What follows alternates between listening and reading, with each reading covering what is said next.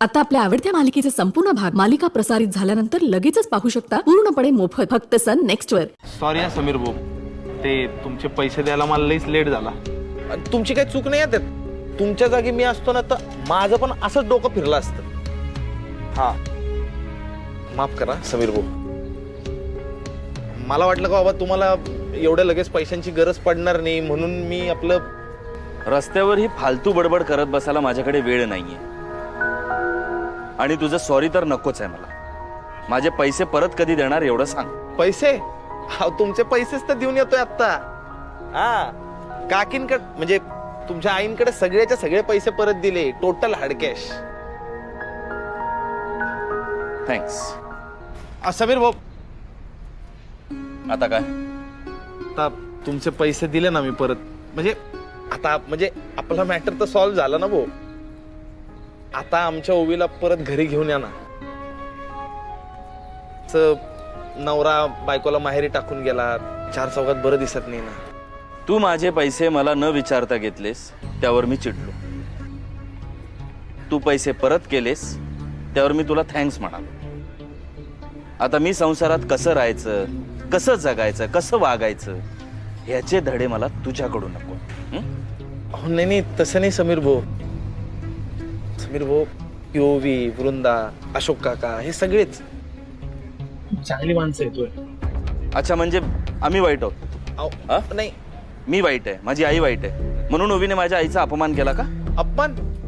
हो नाही नाही, अहो आईंचा काहीतरी गैरसमज झाला असेल। तुम्हाला सांगतो समीर भाऊ, आमची ओवी इतकी चांगली मुलगी आहे ना का तिच्या वयापेक्षा मोठ्याच काय पण लहान असणाऱ्यांचा पण कधी ती अपमान करणार नाही, गॅरंटी ना आपल्याला। तुम्ही हवं तर बोला एकदा काकींशी, त्यांचा खरंच काहीतरी गैरसमज झाला असेल हो। राणा, माझ्या आईबद्दल तू काय बोलूच नकोस।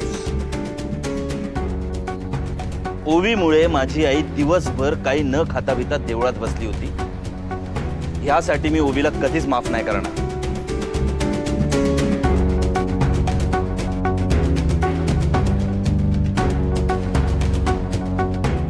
यार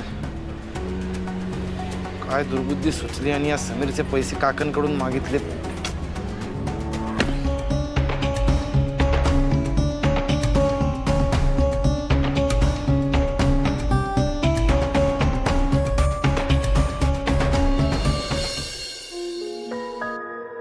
आई,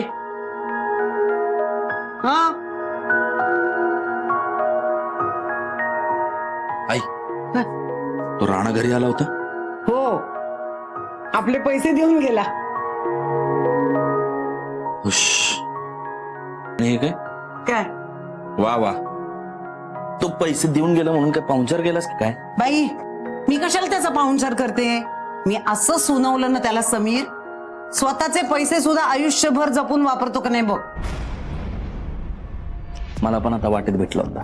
होय? हो, मी म्हंटल माझे पैसे कधी देणार, हा तो बोलतो की मी आत्ताच देऊन आलो। हा म्हटलं बरं मी निघतो, तो बोलला समीर भाऊ थांबा। म्हटलं काय? तो बोलतो समीर भाऊ मी आता पैसे परत केलेत, हा तर आता माझ्या चुकीची शिक्षा ओवीला का? तिला परत घेऊन या घरी। मी म्हटलं हे बघ शाण्या, तुझे फुकटचे सल्ले मला नको। बरं केलंस, फुकट वाढली सल्ल्याची वांगी त्याची चिमटीत धरावी नांगी। समीर, मी काय केलं? काय? त्याच्या बांगड्या होत्या ना, कुठे टाकल्या? कुठे? कचऱ्याच्या टोपलीत। चल, त्याला म्हटलं बांगड्या हव्यात ना बाबा तुला, तिथं टोपलीत आहे, घेऊन जा। त्याच्यावर टाकला कचरा मी, त्याच्यात न काढून त्या सगळ्या कचरा बाजूला करून शर्टाला पुसून। अच्छा, तरी म्हंटल त्याचा चेहरा एवढा छोटासा का झालाय? मग अगं रस्त्यात तर माझ्या पाया पडायच्या बाकी राहिला होता। हो ना, तीच लात मारायचीच ना त्याला।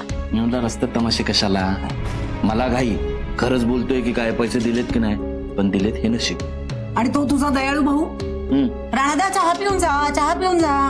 मग म्हणलं मी त्याला, म्हटलं अरे बाबा सगळे पैसे आपल्याला देऊन टाकले म्हणजे चहाचे पैसे सुद्धा त्याच्याकडे शिल्लक नाहीत असं काही नाहीये, त्याचं तो पिल की असं म्हणल्यावर असं एवढंच तोंड झालं असतं त्याला।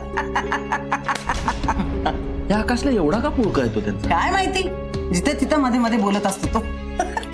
एका माणसाचा अपमान केलाय घरामध्ये, त्याच्याबद्दल बोलून टाळ्या वाजवून खुश कसले होत आहे? वाईट नाही वाटत तुम्हाला? त्या बांगड्या खोट्या होत्या हे कळल्यावर तुम्हाला जितकं वाईट वाटलेलं ना त्यापेक्षा जास्त वाईट आता त्या राणाला वाटत असेल. कारण त्याच्या बायकोसाठी स्वतःच्या कष्टाच्या पैशाने केले होते त्याने त्या बांगड्या. आम्हाला खोट्या बांगड्या दिल्या, आमची फसवणूक केली म्हणून बोबाटा करत होतात ना. अरे खरंच फसवणूक झाली आहे त्या राणाची. त्या ज्वेलर्सने फसवलंय राणाला. तुम्हाला काहीच कसं वाटत नाहीये? अरे त्यातलं खरं किती खोटं किती हे कुणाला माहितीये? तुला माहितीये? राणा आणि ते मास्तर दोघही चोर आहेत. म्हणतातच ना, चोर चोर मोसेरे भाई. म्हणून तर त्या थोरल्या मुलीचं लग्न लगेच त्या चोराशी लावून दिलं. आई काय बोलतेस तू? चोर चोर मोसेरे भाई काय लावलायस? शाळेत ना आमच्या बाई एक गोष्ट आम्हाला नेहमी सांगायच्या. त्या गोष्टीतला मुलगा ना चोरी करतो आणि त्याची आई त्याला पाठीशी घालते. शेवटी तो चोर जेव्हा मोठा होतो ना तेव्हा त्याला खूप मोठी शिक्षा होते. तेव्हा तो त्याच्याच आईचे कान पिळतो आणि तिला बोलतो की जेव्हा मी पहिल्यांदा चोरी केली होती ना तेव्हा तू माझे असे कान पिळले असतेस तर आज मला हा दिवस बघायला लागला नसता. सारख्या आईच्या चुका का काढत असतोस रे तू, मूर्ख बुडला? मी जे केलंय ना ते बेस्टच केलंय. तो राणा आणि अशोक मास्तर असंच पाहिजे त्यांना. जाऊ दे, तू भाजी कर, मला भूक लागली. हा करते. कशाला मध्ये मध्ये बोलतो?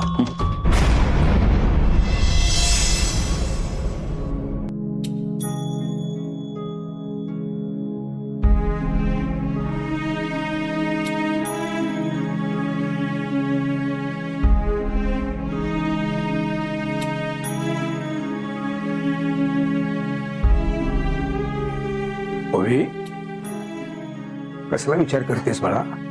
काही नाही बाबा.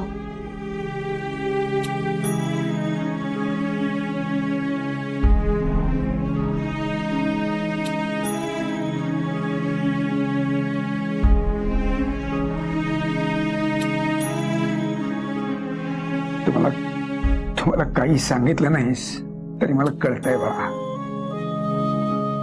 तुझ्यासमोर तुझं अख्खं आयुष्य पडलंय हेही कळतंय मला. आणि ते आता इथून पुढे कसं जाईल याची काळजी वाटते हे सुद्धा कळतंय. हे बघ बाळा, एक बाप म्हणून मी तुला आयुष्यभर सांभाळेन. पण समाज नावाची चौकट फार विचित्र असते बाळा. स्वतःबरोबर दुसऱ्यालाही मारून मुटकून आपल्या या चौकटीतलं आयुष्य जगायला भाग पडतो हा समाज. या समाजाने आखून दिलेले सगळे नीतिनियम तुला सुखाने जगू देणार नाहीत ग. पर त्याविरुद्ध लढण्याची माझी कितीही हिंमत असली तरी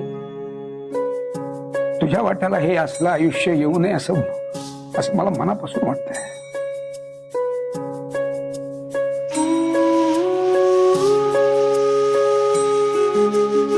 बाबा, हे सगळं का झालं मला नाही माहिती, पण एक कळलंय, गैरसमजावर कितीही स्पष्टीकरण दिलं ना तरी त्याचा उपयोग शून्यच असतो. हो, आणि ज्याचा हा गैरसमज झालाय त्याला तू चुकतोयस असं म्हणताही येत नाही. बरं, या सगळ्यामध्ये समीररावांना तर दोष देताच येणार नाही. लग्न झाल्यानंतर बाईच्या डोळ्यात स्वप्न आणि पुरुषाच्या खांद्यावर जबाबदारी योगाने येतेच. आणि अशा नोकरी म्हणजे संसाराच्या समुद्रातून तारून नेणारे गलवतच असतं ग. आणि लग्न झाल्याच ही नोकरीच गेली काय अवस्था होईल त्या माणसाची. बरं, त्यांच्या ज्या पैशांवर संपूर्ण आशा होत्या ते पैसे आपण परस्पर कोणाला तरी देऊन टाक तर विठरणारच ना ते.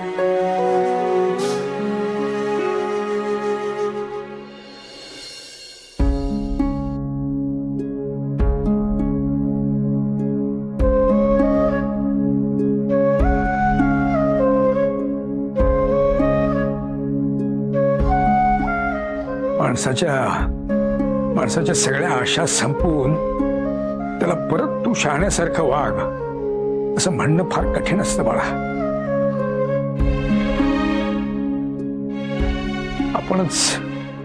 आपणच जरा समजून उमजून या सगळ्यातनं काही मार्ग काढता येतो काय ते बघायला हवंय.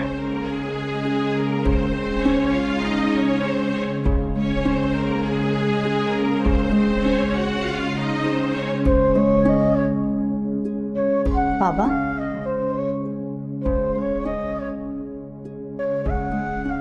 बस बस बाळा इथे बस.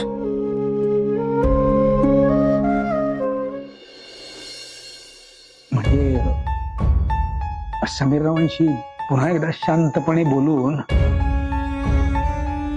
यावर काही तोडगा काढावा असं तुला मनापासून वाटतंय का पूर्वी?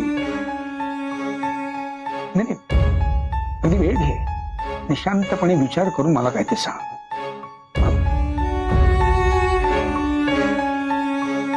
बाबा तुम्ही म्हणत असाल तर मी परत जाईनही. पण आता एवढं सगळं घडलंय तर मी कशी जाऊ? आणि बाबा मला कोणी काही बोलू दे, कसंही वागवू दे, मी सहन करू शकते. पण तुम्हाला बोललेलं नाही सहन करू शकत. मग मी तिथे जाऊन काय उपयोग?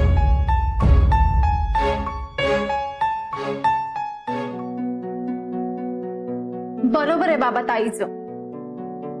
ती गेली ना तर अजूनच जास्त त्रास द्यायला सुरुवात करतील ते लोक. नको जाऊस गोविताई.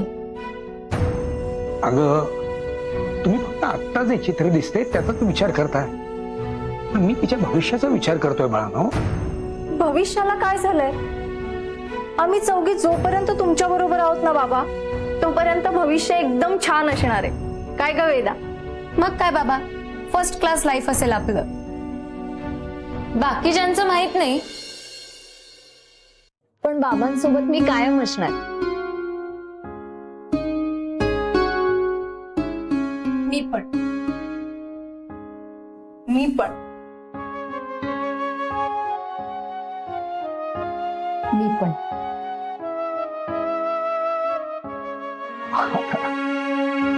तुम्ही सगळ्यात जर आनंदी राहणार असाल तर मला आणखी काय हवंय?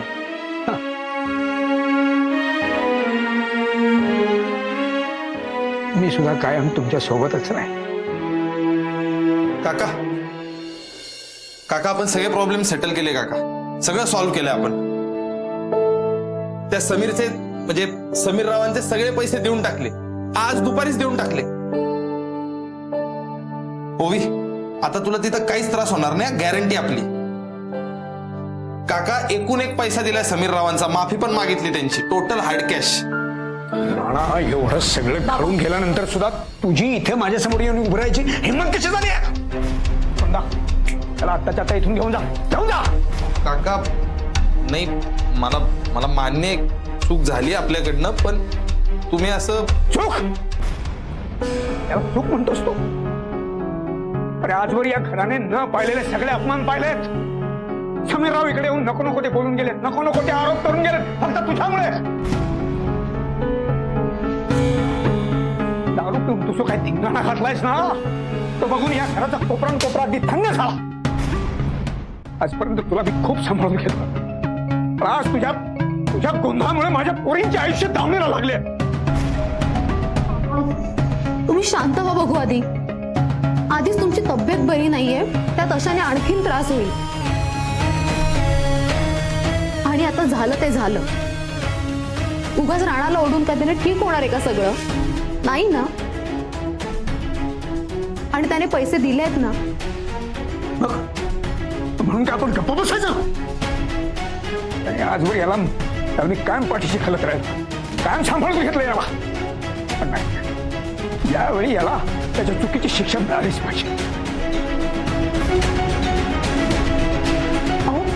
बाबा काय करताय? बाबा नाही नाही बाबा. बाबा काय करताय तुम्ही? अहो ते सांगतायत ना त्यांनी पैसे परत केले, काय एवढं चिडताय? मला प्रश्न विचारतेस तू? इकडे जे काय घडून गेले तुला माहित नाहीये? अबा मला सगळं माहितीये, सगळं माहितीये मला. इथून पुढे स्वतःचा बिझनेस स्वतःच्या जीवावर आणि स्वतःच्या पैशांवर करा. त्यासाठी दुसऱ्याचं आयुष्य दावणीला बांधलं जाईल असं वागू नका. तरी मी तुला म्हणालो समीरावांचे पैसे ठेवू नकोस म्हणून. बाबा आता हाच विषय परत परत का काढताय? तुम्ही शांत व्हा तुम्ही. बाबा शांत व्हा बघू. तुम्ही चला आज चला, आराम करा जरा. कुणी मध्ये बोलू नका, मी बोलतो ना त्याच्याशी. तू 2-3 दिवसांच्या बोलीवर घेतले होतेस ना पैसे, ते परत करायची जबाबदारी तुझी होते. तुला परत करायला जमणार नव्हते ते घेतले सगळे पैसे तू. बाबा त्यांनी पैसे परत केलेत. त्याने काय होणार आहे? त्या घराचा माझा ओवीचा जो काय अपमान झालाय तो भरून निघणार आहे. ओवीच्या आयुष्यातला आनंद परत मिळणार आहे का? तर एवढ्या कष्टाने तुम्हा दोघींची थाटामाटात लग्न लावून दिली. तो हा दिवस बघायला याच्या मूर्खपणामुळे. बाबा काय करताय तुम्ही? म्हणजे पैसे परत करून झालेलं नुकसान भरून निघणार नाहीये? घरच्या जावयावर हात उचलल्यानंतर ते भरून निघणार आहे का बाबा?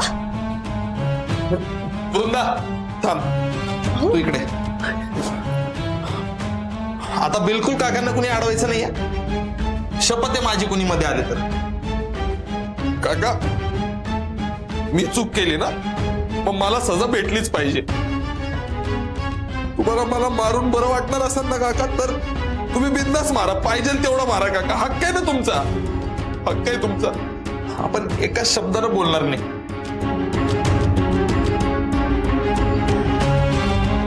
काका माझ्यामुळे तुम्हाला, ओवीला, वृंदाला सगळ्यांनाच खूप त्रास झालाय काका. आणि तुम्ही करेक्ट बोलले काका, एकदम करेक्ट बोलले. काल रात्री इथं राडा केला ना जो दारू पिऊन मी, ते लय घाणे काका. शी, एक मुलगा म्हणून, नवरा म्हणून, मोठा जावई म्हणून सगळ्या नात्यांमध्ये टोटल फेल आहे आपण काका, टोटल फेल. काका काका तुम्ही मारा, मी तर म्हणतो तुम्ही माराच. तीच लायकी ना आपली, त्याशिवाय कळणारच नाही आपल्याला. तुम्ही मारा मला काका, मारा तुम्ही. बस बस. त्यावेळी स्वतः आधी चूक करायची आणि मग नंतर येऊन माफी मागायची नाटकं करायची. सगळं माहिती आहे मला. पण यावेळी क्षमा नाही आहे तुला, लक्षात ठेव. नाही ना, नकाच करू ना तुम्ही माफ मला, तुम्ही मारत ना मला काका. अरे दारू पिऊन तू या घराची पायरी चढलास कशी? लग्नाचे 3 मुली आहेत. बाहेर नावाला भट्टा लागला तर काय काय होईल याची पर्वा नाही वाटली तुला? काका तुम्ही बोला काका, नाही, तुम्ही बोलाच काका. कारण काय ना, आपण लातेचं भूत आहे ना हो काका. मारा ना तुम्ही काका, आपल्याला तीच भाषा कळती ना. इकडे त्या समीरच्या घरी तो समीर आणि त्याची आई पण बोलली, तुम्ही पण बोला. अरे बोलणारच, तू वागलायसच तसा. तुझे आई वडील गेल्यानंतर तुला पोटच्या पोरासारखा वाढवलाय तो हा दिवस बघण्यासाठी. काय रे? हा अहो काका काय करू मी, सांगा ना, करू काय? अरे जे काही करायला जातोय ते सगळंच बिनसतंय राव काका. अरे रड रड रड, किती रड तू. आता यावेळी तुला क्षमा नाही. अरे चूक झाली बघ, खरंच चूक झाली माझी. तुंडाशी तुझं लग्न लावून दिलं मी. तिच्याकडे बघून मला तुला सोडून द्यावं लागतंय. नाहीतर माझ्या ओवीच्या आयुष्याची जी काही सुधारणा झाली आहे ती बघतात. अरे राहा, तुझ्यावर माझा आता कुठल्याही बाबतीमध्ये विश्वास उरलेला नाहीये. गमावलायस तू, सगळंच गमावलायस. आता तुझ्यावरचा विश्वास संपलाय राणा, संपला कायमचा. काका ए ओवी, मला माफ कर. वृंदा माफ करा मला. मला सगळे माफ करा. तुम्हाला सगळ्यांना माझ्यामुळे लय त्रास भोगायला लागलाय. मला माफ करा, खरंच माफी मागतो मी तुमची. मला माफ करा.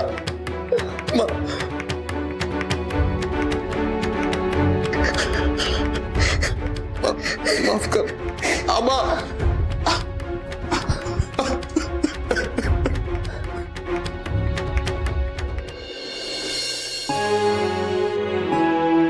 तुम्ही का रडताय? जगात कोणाचाही नसला ना तरी माझा विश्वास आहे तुमच्यावर.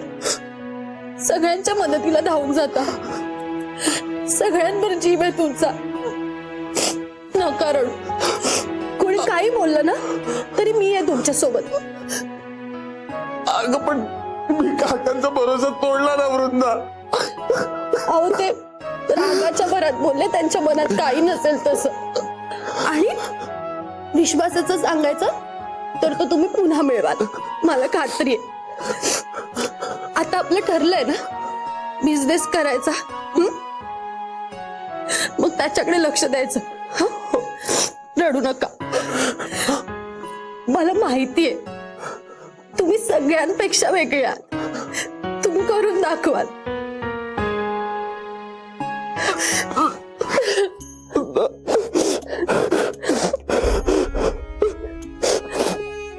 रडू नका. इकडे बघा. रडू नका. हसा म्हणते ना, हसा. मी आहे तुमच्या सोबत. मी आहे.